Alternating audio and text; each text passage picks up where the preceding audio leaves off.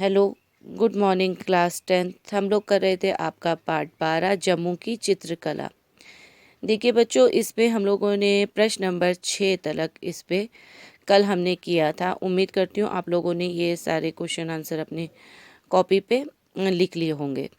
आज हमें प्रश्न नंबर 7 करना है और यही आपका होमवर्क होगा। प्रश्न नंबर 7 है आपका, पंडित संसार चंद ने जम्मू कलम को जीवित रखने में क्या योगदान दिया। उन्होंने जम्मू कलम को जिंदा रखने में क्या क्या अपने योगदान दिए हैं उसके बारे में बताना है। उत्तर है, पंडित संसार चंद जम्मू कला के प्रसिद्ध संपन्न चित्रकार थे। उन्होंने पुरानी और नई शैली के मिश्रण के चित्र बनाए हैं। इस शैली की बहुत प्रशंसा हुई। देश विदेश में उनके चित्र प्रसिद्ध हुए। उन्हें खरीदा एवं सराहा गया। ये प्रकृति चित्रण में निर्गुण थे।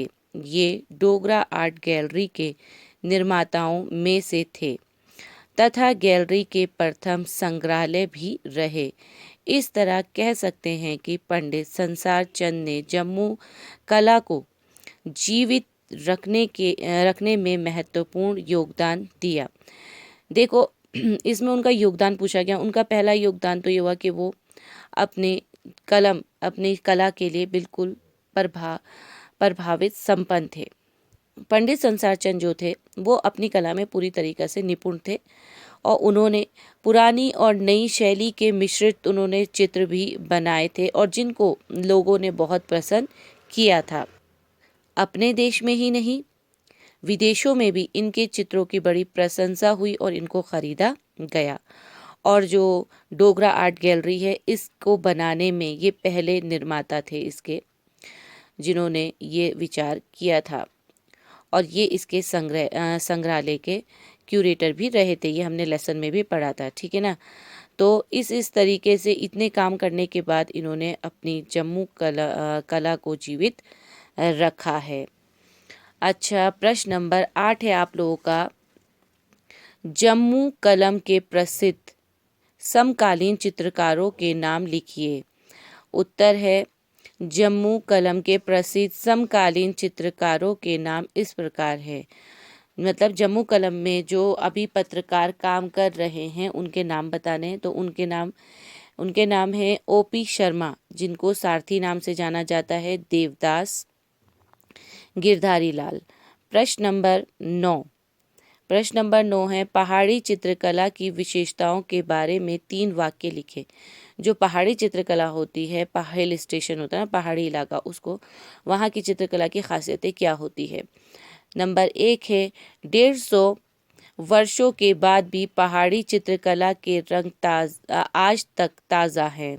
ये हमने लेसन में भी पढ़ा था कि जो ये पहाड़ी चित्रकला के चित्र बनाए गए हैं उनके जो रंग है, देखने से ऐसा लगता है जैसे अभी अभी उनको लगाया गया है।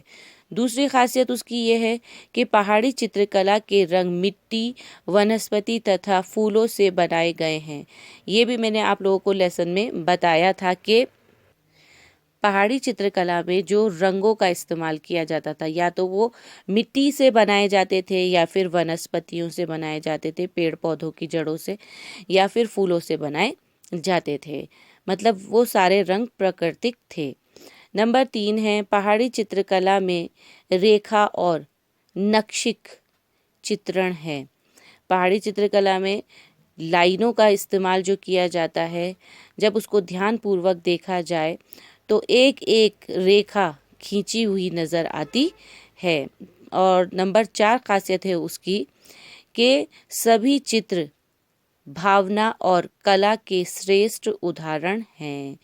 सभी चित्रों में जिस चीज़ को समझाया जा रहा है वो बहुत ही खूबसूरती के साथ उसमें प्रदर्शित किया गया है। तो बच्चों, आज हमारे इसके प्रश्न उत्तर ख़त्म हो गए। उम्मीद करती हूँ आप लोग ये सब कॉपी पे लिख रहे होंगे, तो अपना काम कंप्लीट करते जाइए। आप लोगों का भी एग्ज़ाम ख़त्म होने के बाद टेस्ट होगा, तो सभी बच्चों से मेरी यही कहना चाहती हूँ कि प्लीज़ बच्चों अपना काम पूरा करो ताकि आप अपने सिल्वर टेस्ट के लिए तैयार रह सके। ओके, घर पे रहिए, सेफ रहिए। ओके बेटा, खुदा हाफिज़।